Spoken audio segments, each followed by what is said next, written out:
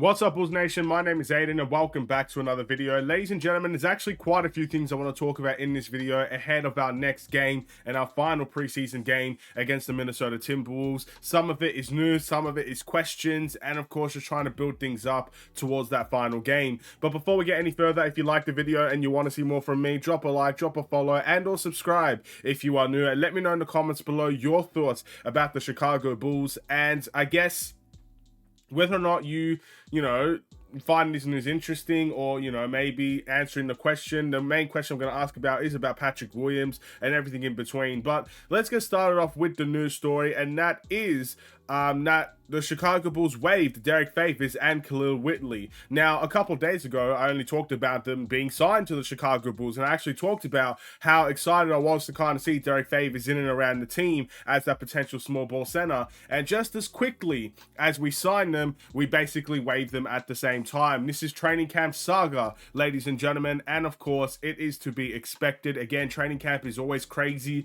You're trying to figure out who's going to be on the team and who's not going to be on the team. And sometimes people just don't make the cut. Sometimes people just don't, are not necessarily even there to make the team. We understand from what Billy Donovan said about Derek Favors is that he's going to be playing for the Bulls G League team. So again, that doesn't necessarily mean that he came in to make the team. He could have been signed just so we could eventually put him on our G League team. So yeah, that's a bit interesting. But again, I can't really speak much about them because neither of them played for the Chicago Bulls as far as I'm aware. So there's not really much to say in that instance. So look, it is what it is. They got signed. They got waived a day later. We'll move on from that one. But that is the news story that we have in this time out. We also have a little bit more news suggesting that Kobe White is fine. Great. Thank goodness. Again, no one wants to see an injury, especially to another up-and-coming guard that really feels like he could be that big, I guess, growth and potential guy that can make us a really good team. So thank goodness nothing's happened to Kobe White. And also, Alex Caruso has trained over the last day, which could put him in a situation where he might be able to play in that last game against Minnesota. But either way, it looks like he should be ready to go from my perspective, at least in the regular season against the OKC Thunder. So that's interesting as well. I'm glad to see Caruso doing better. He missed a couple of games because of, I think, left foot soreness. I think that's the injury, but I could be wrong from that. And yeah, I just wanted to specify there's a lot going on there. Thankfully, he'll be ready to play most likely very soon.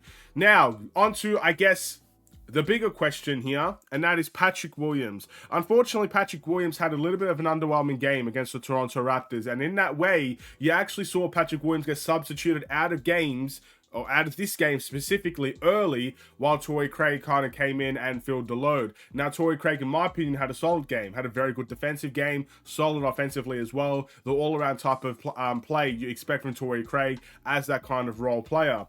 And Patrick Williams actually did a lot of his damage in the fourth quarter with that bench unit. So there is a question there that a lot of Bulls fans are asking, and I feel like I need to ask and give my own answer to this as well.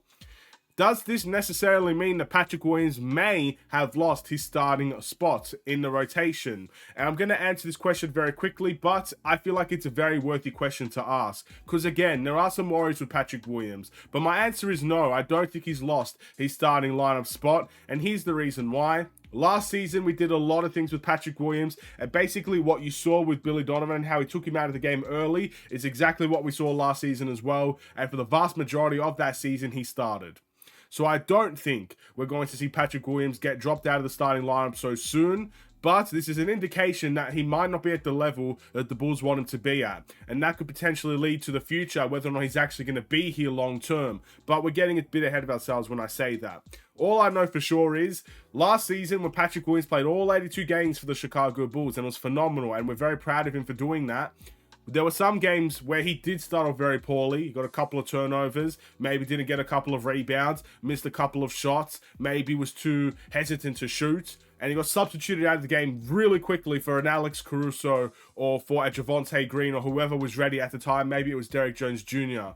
But he got substituted very quickly and got brought in with the second unit. That's exactly what we saw last game with Patrick Williams. Got taken out of the game very early in the first and third quarters, and he got put in with the bench unit, and he did do his fair share.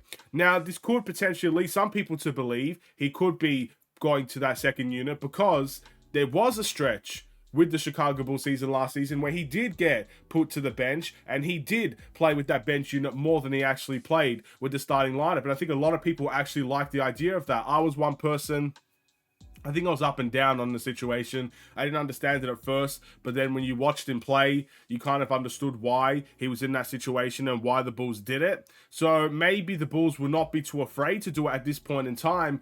But I think Billy Donovan kind of mentioned this a little bit earlier in training camp, is that he's going to experiment mid-season. He's going to give these guys 10, 15, 20 games to figure it out before making these types of adjustments. So I can't see him making these types of adjustments in the regular season. Maybe this game against Minnesota is an opportunity.